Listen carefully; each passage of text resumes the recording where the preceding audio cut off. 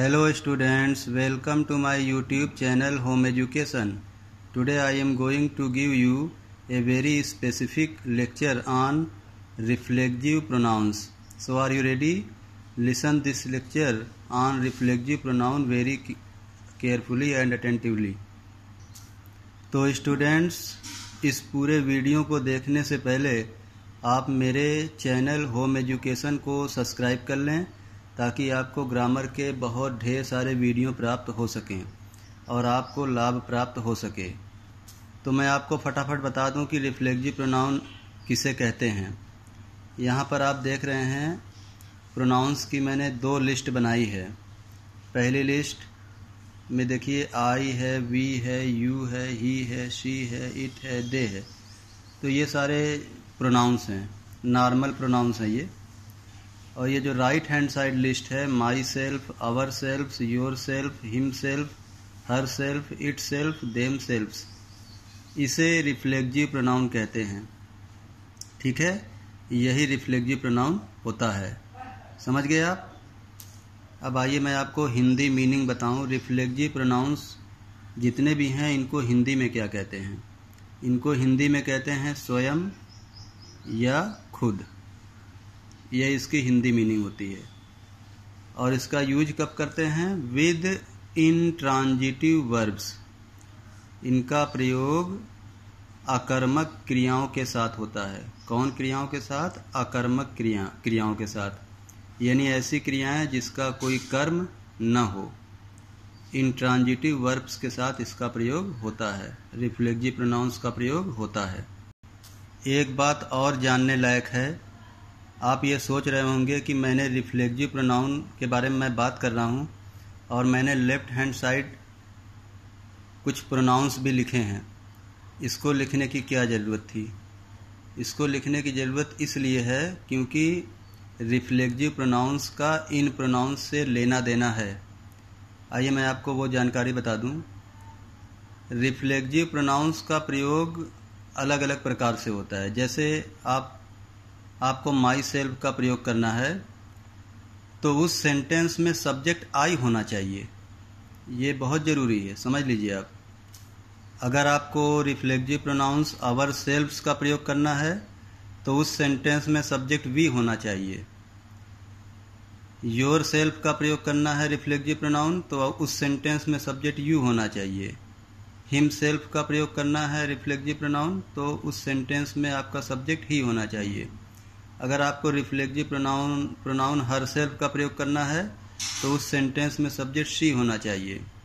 अगर आपको reflexive pronoun it self का प्रयोग करना है तो उस सेंटेंस में सब्जेक्ट इट होना चाहिए। अगर आपको रिफ्लेक्सिव प्रोनाउन देम सेल्फ्स का प्रयोग करना है तो उस सेंटेंस में सब्जेक्ट दे होना चाहिए। तो जैसा रिफ्लेक्सिव प्रोनाउन का प्रयोग करना है उसी तरह से आपका सब्जेक्ट होना चाहिए। माई सेल्फ के लिए सब्जेक्ट आई, आवर सेल्फ के लिए सब्जेक्ट वी, योर सेल्फ के लिए सब्जेक्ट यू, हिम सेल्फ के लिए सब्जेक्ट ही, हर सेल्फ के लिए सब्जेक्ट शी, इट सेल्फ के लिए सब्जेक्ट इट, देम सेल्फ के लिए सब्जेक्ट दे। इसीलिए रिफ्लेक्सिव प्रोनाउन अलग अलग हैं।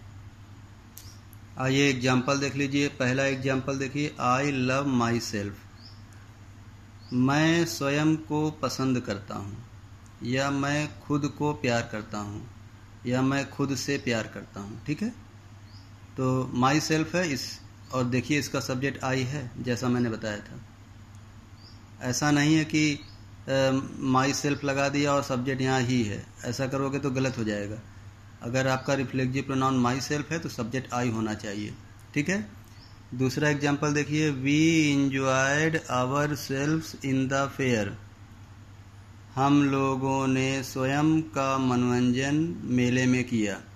हम लोगों ने स्वयं का मनोरंजन मेले में किया। ठीक है, देखिए आवर सेल्फ है तो सब्जेक्ट वी है। ठीक है, तीसरा एग्जाम्पल देखिए, you are deceiving yourself का मतलब हुआ तुम स्वयं को धोखा दे रहे हो। तुम स्वयं को धोखा दे रहे हो। तो यहाँ पर रिफ्लेक्सिव प्रोनाउन योर सेल्फ है तो देखिए सब्जेक्ट यू है। ठीक है, चौथा एग्जाम्पल देखिए, ही हर्टेड हिमसेल्फ। वह स्वयं को आहत किया। या वह स्वयं को चोट पहुंचाया। हिमसेल्फ है तो सब्जेक्ट ही है। इसी तरह से 5वां एग्जाम्पल देखिए, she availed herself of this opportunity.